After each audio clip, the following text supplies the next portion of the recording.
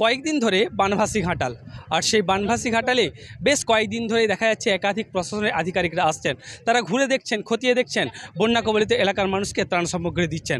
আজ সেই বানভাসী ঘাটালে এসেছেন ঘাটালের সাংসদ দীপক অধিকারী, এসেছেন মন্ত্রী জাভেদ খান সহ রাজ্য প্রশাসনের একাধিক আধিকারিকেরা। তারা অজবনগর সহ ঘাটালের বেশ কিছু এলাকা ঘুরে দেখছেন, মানুষের হাতে ত্রাণ সামগ্রী তুলে দিচ্ছেন। তবে ঘাটালের মানুষ কিন্তু তারা একটাই দাবি করছেন, তারা চাইছেন যে এই জল যন্ত্রণা থেকে মুক্তি, তারা চাইছেন স্থায়ী সমাধান। মানুষ সত্যি খুব কষ্টের মধ্যে আছে এবং আজকে নয়, বছর কি বছর আমাদের চেষ্টাকে মানুষের কষ্ট কিভাবে ভাগ করে নেওয়া যায় এবং মানুষকে এই সময় কিভাবে পরিষেবা যেন দেওয়া যেতে পারে। এবং অনেক বাড়িগুলো জলের তলায় আছে, দেখতেই পাচ্ছেন, এবং অনেক বাড়িতে বাচ্চারা আছে, খাওয়া দাওয়ার অসুবিধা হচ্ছে। সেই ত্রাণের জিনিসগুলো যেন আমরা পৌঁছতে পারি, এইটাই চেষ্টা।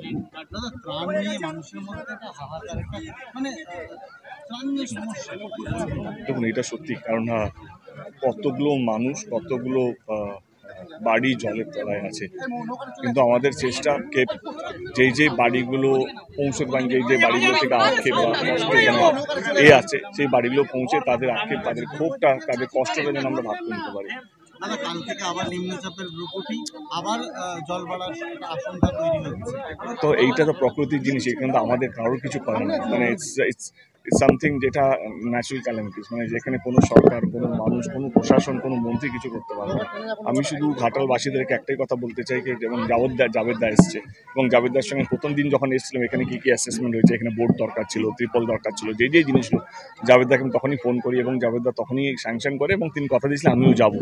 আজকে জাভেদদা এখানে এসেছেন, তার জন্য জাভেদদাকে ধন্যবাদ। কাছ থেকে ঘাটালের মানুষের কষ্টগুলো দেখা, এবং আমার মনে হয় কি উনি যাওয়ার পর আরও অনেকগুলো পদক্ষেপ নেবেন যাতে ঘাটালের মানুষ এই কষ্ট, তো এই কষ্টটা এমন একটা কষ্ট আমরা যতই বলি না কেন সেটা কোনোদিনও ভাগ করা যেতে পারবে না। এই মানুষ যারা এই জলের তলায় থাকে, এই মানুষ যারা যতই হোক না কেন, আমরা যতই মিডিয়ার সামনে ভাষণ দিই না কেন, তাদের এই কষ্টটা আমরা কোনোদিনও মানে হয় না কমাতে পারবো না। এইটা একটাই হবে কি, আমাদেরকে সবাইকে একসাথে থাকতে হবে, একসাথে কাজ করতে হবে এবং এই মানুষের পাশে থাকতে হবে। আমাদের রাজ্যের দিদির সাথে কথা, সিএম এর সাথে কথা হয়েছিল এটা নিয়ে। সিএম নিজেই একটা চিঠি পাঠিয়েছে, এবং আমার মনে হয় সিএম চিঠি পাঠিয়েছে সেটাই সবচেয়ে বড় চিঠি আমাদের রিপ্রেজেন্টেটিভ হয়ে, আমাদের নেত্রী হয়ে। আমার মনে হয় এখন এই রাজ্য কেন্দ্র ঝামেলা করে এখন লাভ নেই।